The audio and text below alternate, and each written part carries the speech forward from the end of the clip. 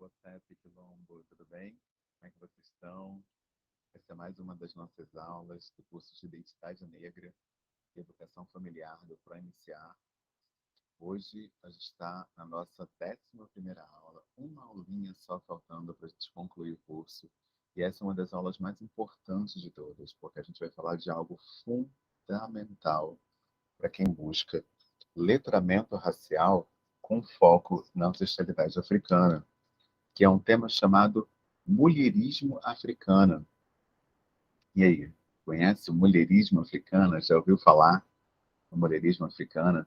Bom, o mulherismo africano, ele foi sistematizado, né, por Cleonora Hudson, mas ele trata de elementos presentes nas culturas matriarcais africanas, elementos presentes no matriarcado em várias etnias, né, do continente africano, que sistematizados, a gente percebe que existe um determinado padrão, né? E são formas de olhar a questão de gênero a partir da nossa ancestralidade. É muito importante pensar sobre isso, porque muitas pessoas acreditam que a única alternativa para se olhar gênero é o feminismo ou o feminismo negro, quando na verdade você tem outras formas de olhar a emancipação do povo preto. É interessante porque enquanto o feminismo ele olha a emancipação das mulheres, o mulherismo africano ele olha a emancipação do povo, né? Homens, mulheres juntos. Lembrando também que no continente africano você não tem uma visão tão reducionista de gênero, né? Homens de um lado, mulheres do outro. Isso não existe. Inclusive tem etnias que nem têm termos para mulher e para homem. Percebem que às vezes a gente está tão colonizado que a gente acha que no mundo inteiro a régua usada é a mesma do Ocidente.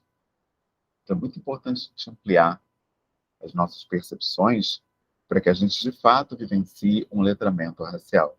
De outra forma, a gente nada mais vai estar fazendo do que enegrecer uma visão colonial e uma visão ocidental da realidade. Então é muito perigoso, isso é muito arriscado.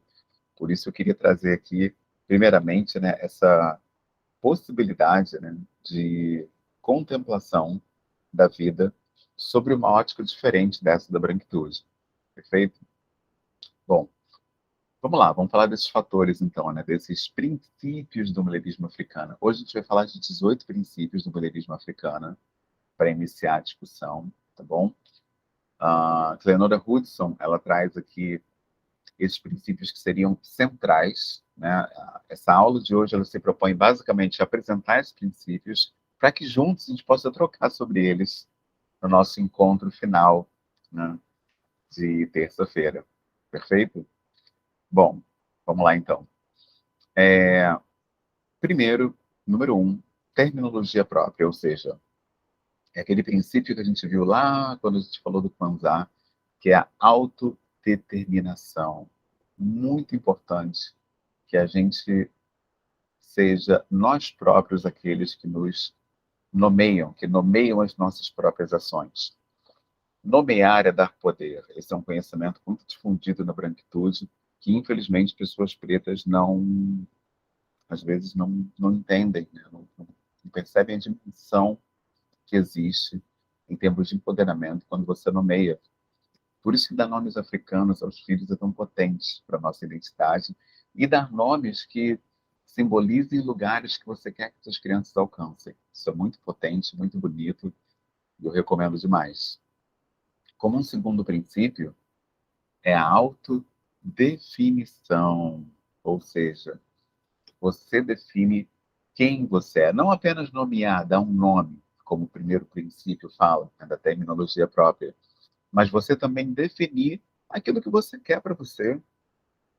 Né? É autodeterminação, na verdade. Né? Você que determina, você que sabe, você que define o que você quer para você.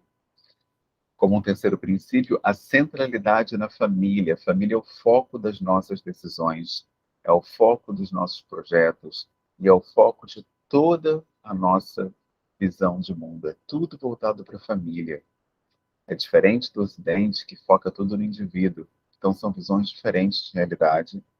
Quarto princípio, uma genuína irmandade no feminino, né? Eu gosto do termo dororidade, né, entre mulheres pretas, porque essa união também, por toda a vivência que só a mulher preta sabe que ela passa, é nesse ponto que surgem cisões, né, divisões aí no feminismo, porque existem questões que, infelizmente, são muito peculiares da mulher negra, da mulher preta, e ninguém mais vai entender. Por isso, essa genuína irmandade no feminino, a partir do mulherismo africano. Outro princípio fundamental, o princípio de fortaleza, porque nós não estamos sozinhos pela ótica africana. Uma pessoa nunca é só. A pessoa tem o próprio Ori, que é a maior das entidades, o maior dos orixás. Ela tem guias, ela tem ancestrais olhando por ela, elementos da natureza que simbolizam uma união, que conferem harmonia consigo mesmo. Ou seja, você está conectado ao próprio cosmos, à própria natureza, pela ótica africana. Por isso que eu indiquei o livro Kitabo, de Ney Lopes, que ele coloca muito sobre cosmologia africana, que infelizmente a gente não conhece, não acessa, porque a nossa cultura, a nossa escola é racista. Então ela não ensina nada para a gente sobre a África.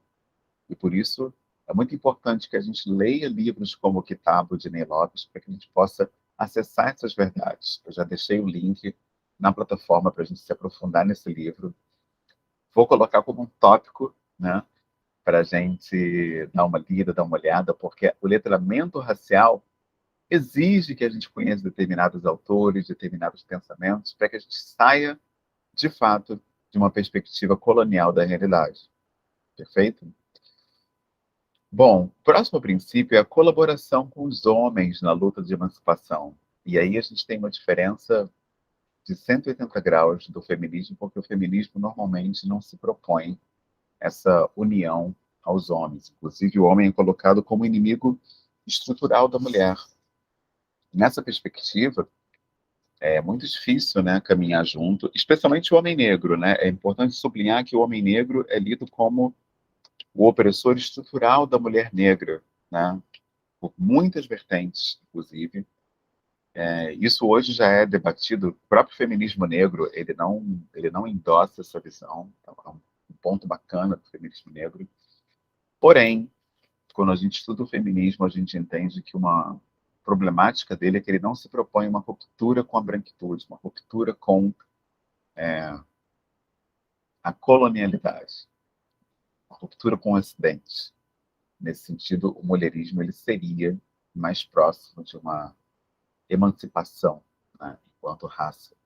Então, esse ponto da colaboração com os homens na luta da emancipação é muito importante, especialmente porque o homem brasileiro, o homem preto, por exemplo, no Brasil, ele é genocidado, né? De acordo com a ONU, um jovem preto morre a cada 23 minutos nesse país. Então, imagina onde a gente estaria sem o apoio, sem a caminhada junto, sem o amparo e sem o amor das mulheres pretas. Estaria completamente perdido. Então, é muito importante considerar esse ponto.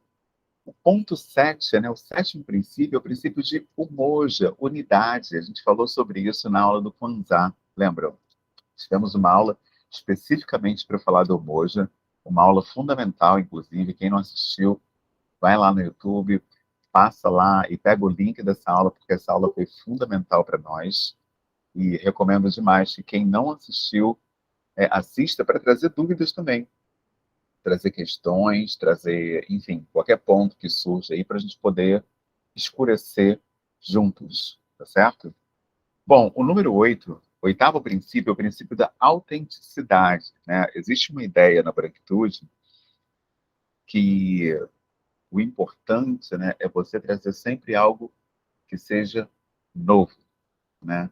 Mas novo no sentido de descartar o que veio antes.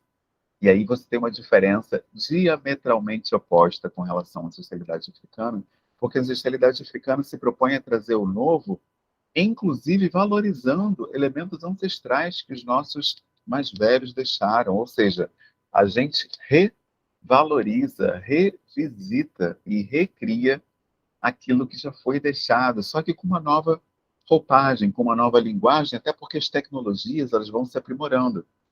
Por exemplo, hoje a gente tem TikTok, você não tinha TikTok há 1000 anos atrás. Então, você pensa, como é que eu posso usar o TikTok para levar princípios ancestrais para a juventude? Percebe?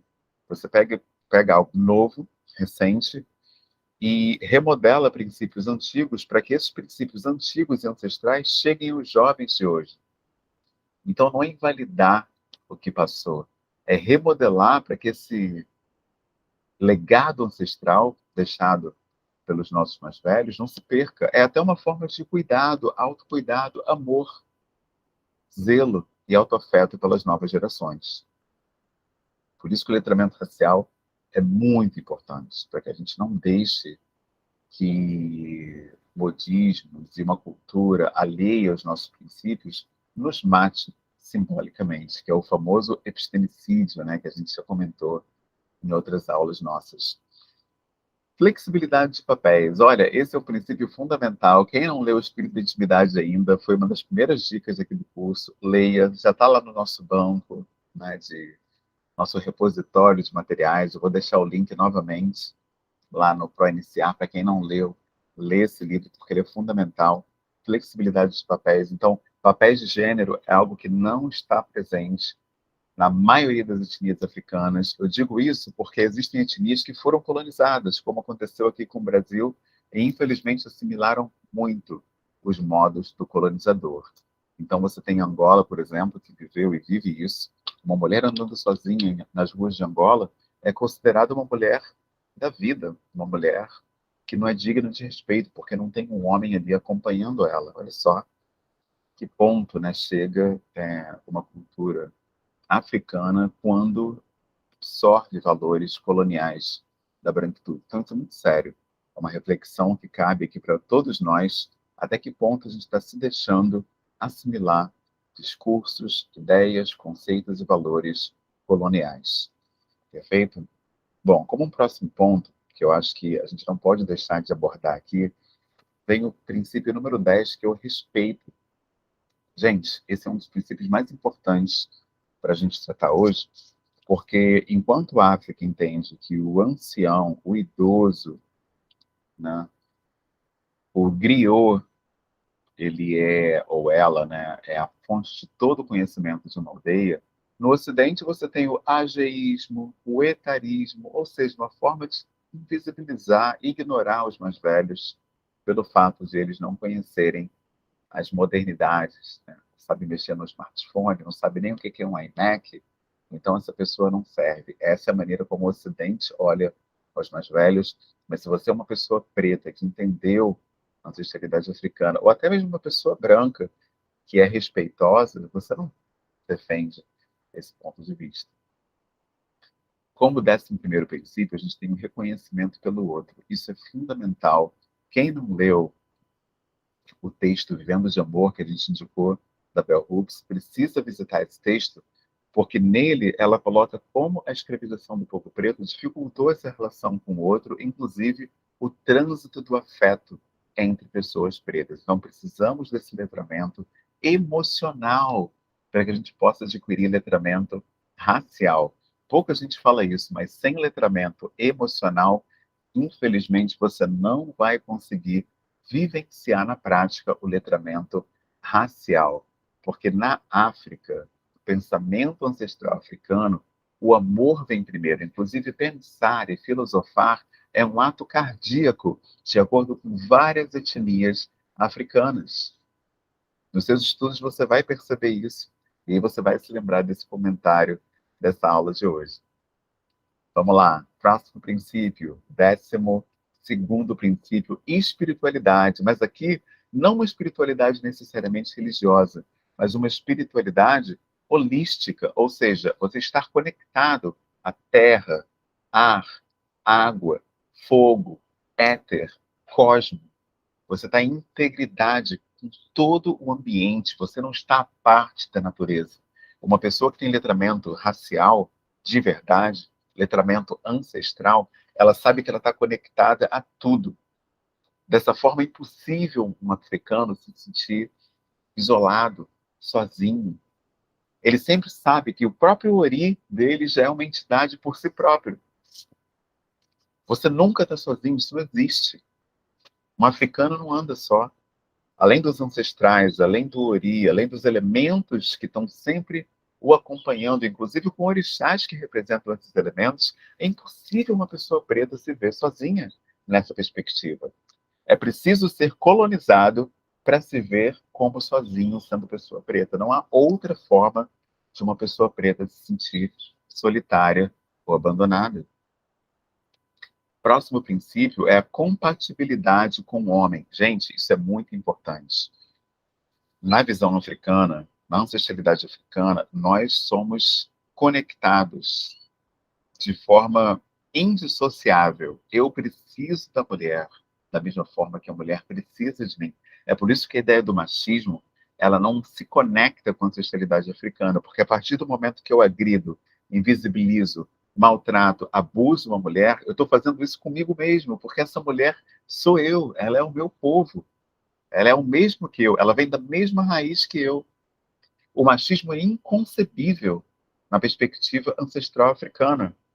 Mais uma vez se aplica o que eu falei. Se você sabe de práticas racistas, aliás, machistas e sexistas de africanos, pode acreditar, são pessoas colonizadas ou de países colonizados, de culturas colonizadas, mentes colonizadas. Agora, quem está conectado à ancestralidade não pratica esses hábitos e essas ações sexistas e machistas, porque isso não está no berço civilizatório africano, até porque ele é matriarcal. Pensa bem, que lógica seria? Que lógica teria o matriarcado atacar a mulher, invisibilizar a mulher, tirar o protagonismo da mulher? Faria sentido isso, gente? Percebem? Próximo ponto.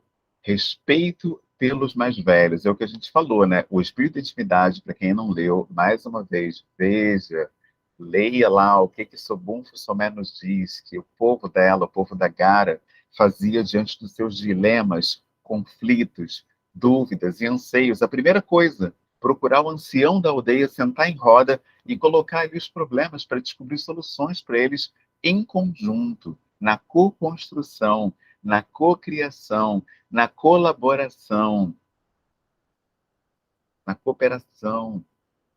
Não existe essa ideia de, sabe, quem pariu Mateus que embale ou te vira. Não, você está dentro de uma aldeia, dentro de um quilombo. Como assim te vira? O teu problema é um problema da aldeia, e o problema da aldeia é um problema teu.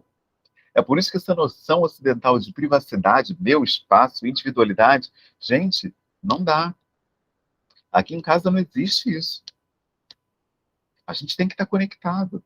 Eu preciso saber dos problemas da minha esposa, eu preciso saber dos meus problemas, da minha vida. Quem me ligou, quem mandou mensagem. Não existe isso de rede social fechada, só eu sei das minhas mensagens, só ela. Que isso? Um não sabe do outro, um não sabe senha do outro, um não sabe quem o outro conversa, um não sabe onde o outro vai.